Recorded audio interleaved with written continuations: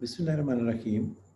Students, a very brief, presentation regarding the communication skills. We'll talk about communication itself, and then what communication skills we are going to talk about during, these coming three days of the workshop. We will very briefly see the uh, communication and then various skills that we will try to, experiment or try to learn, during these coming 3 days of the communication skills workshop. Communication, as we all know, that it is imparting of information, or it is receiving back of the information. This is called communication, or it may be exchange of the information. So this is very briefly about the definition of the communication. Let's see further. Uh, Before one speaks, there's some other process that's going on, and as you're seeing in the, these diagrams now, you can see that another entity, that's brain. And before communication starts, some process they start, taking place here in the brain. That is the thought process, we all know. So a person will be thinking first, then he will speak, and the second person he will listen. And as we see that it's either receiving or it's giving back the information. So now you see the lower line. This person, he thinks in response to that very information that he received, he speaks and then he listens, and that is how the cycle is completed. And this lower line, this is, a feedback response to the first information that he received from the party. So this is the cycle that completes the communication. Let's see further.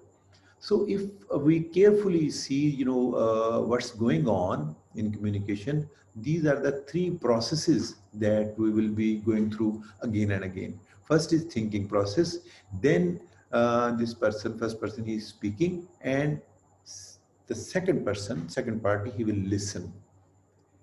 This is receiving, and when he, this second person imparts, again process will be repeated, and this will be, he will be giving the feedback.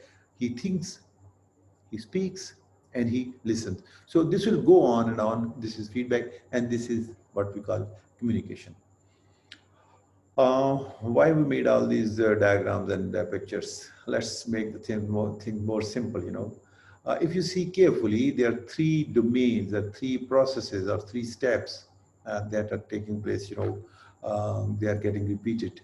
First is thinking, second is speaking, other is listening. So we need to develop skills in these three domains, in three areas. So we will be talking about three sets of, skills according to these domains. Now we'll see what are those sets of skills. We'll be talking about two sets in each of these domains. In thinking domain, we will be talking, about these two skills.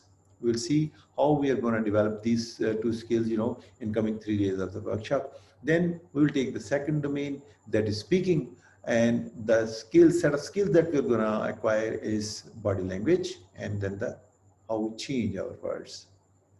Third domain will be listening, and here the skills that we are going to work upon, these will be active listening and empathic listening.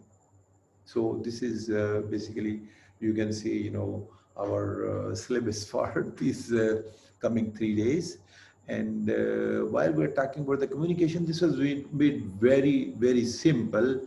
Actually, communication process, it has got quite a few other, components. I will briefly talking about one of those components that we have missed, in oversimplified definition.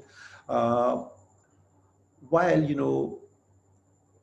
person is thinking, he will try to verbalize his thoughts. So that is when he speaks.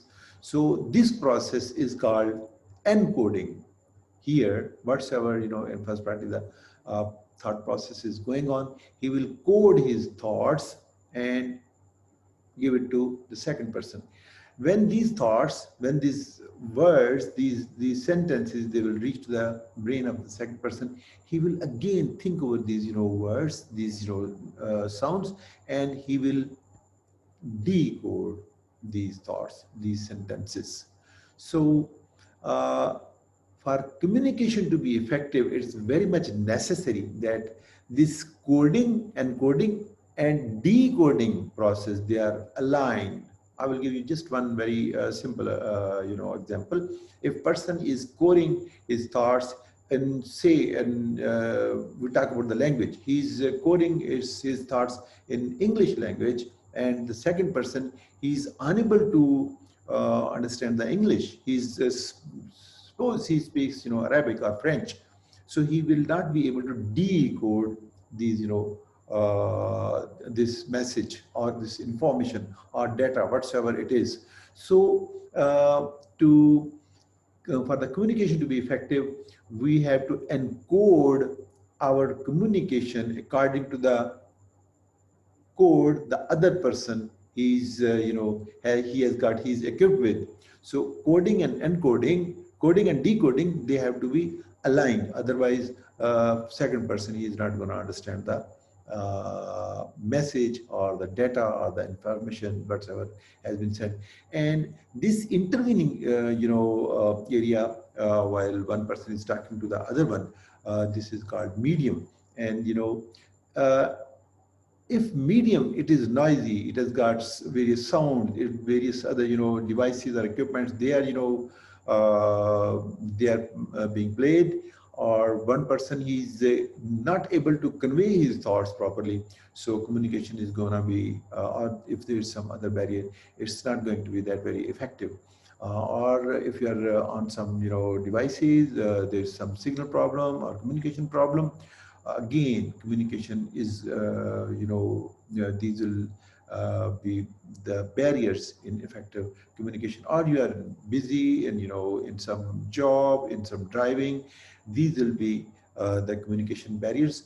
This is just, very brief introduction. And in coming 3 days, we are going to talk about communication, we are going to talk about the communication skills, and we are going to talk about the various barriers that we do come across during the effective communication. Thank you very much.